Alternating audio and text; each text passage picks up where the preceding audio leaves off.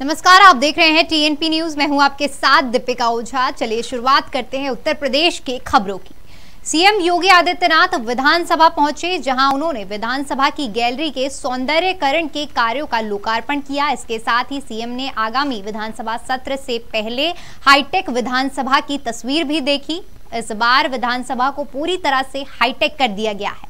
विधानसभा मंडप में हर सीट में टैबलेट लगाए गए हैं। सदन के सदस्य पासवर्ड या फिंगरप्रिंट के जरिए टैबलेट को चालू कर सकेंगे। सदन की कार्यवाही का एजेंडा टैबलेट पर उपलब्ध होगा। इतना ही नहीं, प्रश्नकाल के दौरान सदस्यों की ओर से पूछे जाने वाले प्रश्न और सरकार की ओर से दिए जाने वाले उत्तर भी टैबलेट पर प्रदर्शित होंगे। तो वहीं योगी सरकार ने अपने दूसरे कार्यकाल की पहली ग्राउंड ब्रेकिंग सेरेमनी तय कर ली है। लखनऊ में 3 जून को ग्राउंड ब्रेकिंग सेरेमनी का उद्घाटन प्रधानमंत्री नरेंद्र मोदी करेंगे। इस दौरान देश के नामचीन उद्योगपतियों की मौजूदगी में प्रदेश में 75,000 करोड़ से ज्यादा की योजनाओं का शिलान्यास और लोकार्पण भी किया जाएगा। सीएम योगी ने सभी अधिकारियों के साथ बैठक की, जिसमें सीएम ने जगह जगह पर संचालित किए जा रहे अवैध वाहन स्टैंडों को अगले 48 घंटे के अंदर खत्म करने के सख्त निर्देश दिए हैं। सीएम ने कहा कि स्थानीय प्रशासन की जिम्मेदारी है कि वे अवैध टैक्सी स्टैंड की समस्या का स्थायी समाधान करें, वरना जवाबदेही तय की जाएगी। उन्होंने कहा कि स्टैंडों के लिए जगह तय की जाए और ऐसे स्टैंड नियमानुसार संचालित किए जाएं। सड़कों पर किसी भी तरह की पार्किंग नहीं होनी चाहिए। तो वहीं सीएम योगी ने सभी जिले के जिलाधिकारियों के साथ बैठक की। इस दौरान उन्होंने कहा कि संवाद के जरिए ही हमने अनावश्यक रूप से लगाए गए लाउड स्पीकरों को हटाने में सफलता पाई है। लाउड स्पीकर की आवाज संबंधित परिसर के भीतर ही रहेगी। सौहार्द के साथ हमने उदाहरण प्रस्तुत किया है, यह स्थिति आगे भी बनी रहे। आगे उन्होंने कहा कि यदि फिर कहीं अनावश्यक लाउड स्पीकर तेज आवाज में बजने की शिकायत मिलती है तो संबंधित सर्किल के पुलिस अधिकारी, डिप्टी कलेक्टर और अन्य अधिकारियों की जवाबदेही तय की जाएगी। संवाद के माध्यम से विभिन्न जनपदों में जो लाउड स्पीकर लोगों ने हटाए हैं, उन्हें आवश्यकता अनुसार पास के स्कूलों को उपलब्ध कराने में सहयोग करें। फर्रुखाबाद में पशुधन एवं दुग्ध विकास मंत्री धर्मपाल सिंह दौरे पर पहुंचे, जहां उन्होंने पार्टी कार्यकर्ताओं से मुलाकात की। इस दौरान उन्होंने ज्ञानवापी मस्जिद में शिवलिंग मिलने के दावे के बीच कहा कि जहां जल है वहां शिव है, जहां शिव है वहीं कल्याण है। साथ ही मंत्री ने कहा कि योगी सरकार ने रोजगार और रोजी रोटी देने का कार्य किया है। विपक्ष जनता से जुड़े मुद्दे नहीं उठा रहा है। मंत्री जी, विपक्ष का आरोप है कि इस सरकार कार्यकाल में मस्जिदों को टारगेट किया जा रहा है। खासकर विपक्ष का क्या आरोप है? ये विपक्ष बसपा आरोप है। मंत्री इसको आरोप मानो। मंत्री जी, जन कल्याण की सरकार है, जन कल्याण। एक आखिरी सवाल है। बसपा सुप्रीमो का एक बयान आया है कि बेरोजगारी और जो महंगाई है उससे ध्यान भटकाने के लिए भारतीय जनता पार्टी जो है मंदिर और मस्जिद का मुद्दा लेके आई है, तो क्या पलटवार है? ऐसा है, रोजगार देने का काम भारतीय जनता पार्टी कर रही है, नौकरियां देने का काम भारतीय जनता पार्टी कर रही है, रोजी रोटी से जोड़ने का काम भारतीय जनता पार्टी कर रही है। विपक्ष पर तो ये कोई ऐसा विपक्ष जो है, विपक्ष का काम है जनता से जुड़े मुद्दे उठाने। ये जनता से जुड़े मुद्दे तो उठा नहीं रहे, ये तो सिर्फ अपने परिवार से जुड़े मुद्दे उठा रहे। तो वहीं सपा प्रमुख अखिलेश यादव ने अयोध्या में हिंदू आस्था को लेकर विवादित बयान दिया है। वाराणसी के ज्ञानवापी सर्वे पर अखिलेश ने कहा कि हिंदू धर्म में कहीं पर भी पत्थर रख दो, एक लाल झंडा रख दो पीपल के पेड़ के नीचे तो मंदिर बन गया। उन्होंने कहा कि एक समय था जब रात के समय मूर्तियां रख दी गई थी। सपा प्रमुख अखिलेश यादव कार्यकर्ताओं से मुलाकात करने बस्ती पहुंचे। इस दौरान उन्होंने बीजेपी पर जमकर निशाना साधा। सपा प्रमुख ने कहा कि बीजेपी लोगों की आंख पर ऐसा पर्दा डालती है जिससे अपनी कमियों को छिपा लिया जा सके। आगे अखिलेश ने कहा कि इस बात को समझना पड़ेगा कि जिस तरह से अंग्रेज डिवाइड एंड रूल करके राज कर रहे थे, उसी सिद्धांत को बीजेपी आगे बढ़ा रही है। समाज को कैसे बांटा जाए, समाज में कैसे नफरत हो, विपक्ष को एक दूसरे से दूर रहने के लिए बीजेपी लगातार काम कर रही है। सरकार उस दिशा में काम नहीं कर रही है।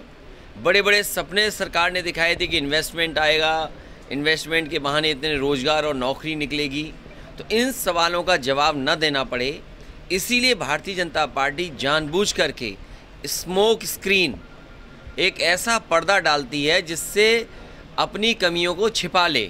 और ये जो बनारस का मामला चल रहा है उसके पीछे जानबूझ करके भारतीय जनता पार्टी है। तो वहीं प्रदेश में कांग्रेस अभी तक प्रदेश अध्यक्ष की नियुक्ति नहीं कर पाई है, जबकि पार्टी में अंदर खाने प्रदेश अध्यक्ष के साथ 4 कार्यकारी अध्यक्षों का फॉर्मूला भी तैयार किया जा चुका है। अजय कुमार लल्लू के इस्तीफे के बाद अभी नया प्रदेश अध्यक्ष की घोषणा नहीं हुई है, जबकि अन्य सभी राज्यों में प्रदेश अध्यक्ष बनाए गए हैं।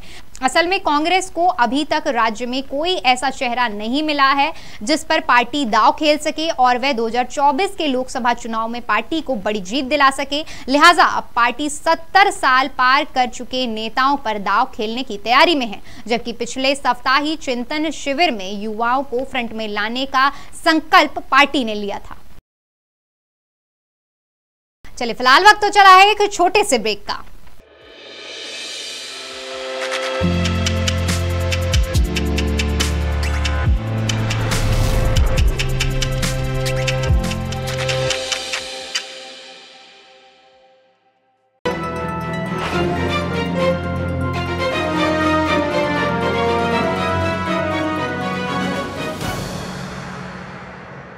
ब्रेक के बाद एक बार फिर से आपका स्वागत है। रुक करते हैं अगली खबर का। ज्ञानवापी मस्जिद मामले में वाराणसी की जिला अदालत में अहम सुनवाई हो गई है।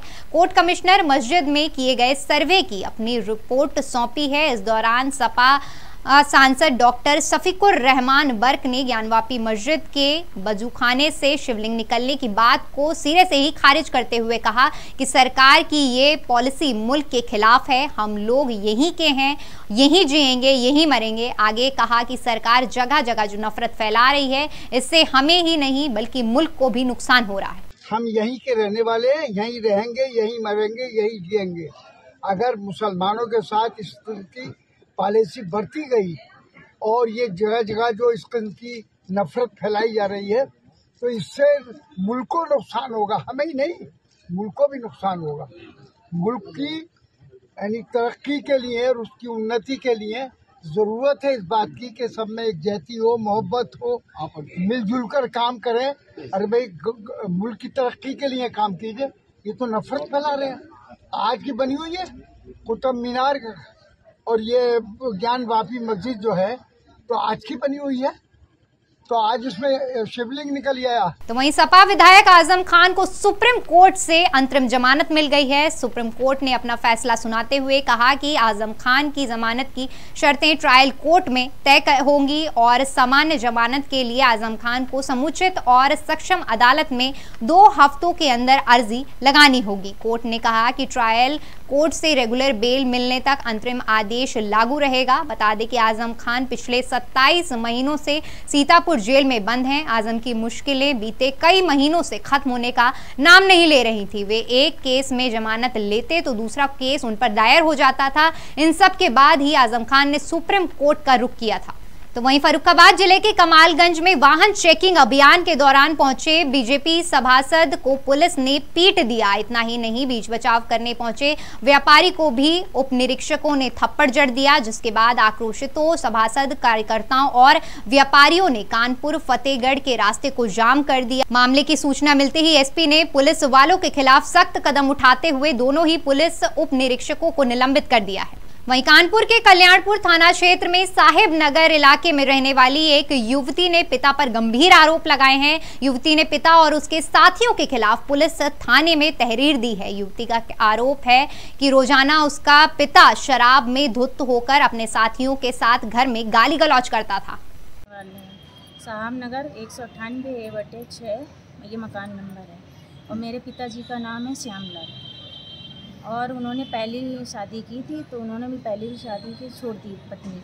अब मेरी मम्मी से उन्होंने शादी की है। मेरी मम्मी को छोड़ के किसी तीसरे के पास रह रहा है। घर में उनका आना जाना, रात में रहते नहीं हैं 1.5-2 महीने से, और घर में उनका आना है। अब अकेले नहीं आते, 2-3 लोगों को साथ में लेके आते हैं और नशे में आते हैं। अपना भी दारू पिए रहते हैं, उनके 2-3 लोग जो साथ में रहते हैं वो भी दारू पिए रहते हैं। और 8 तारीख के दिन आए थे और उन्होंने ताला तोड़ के सारी ज्वेलरी ले गए।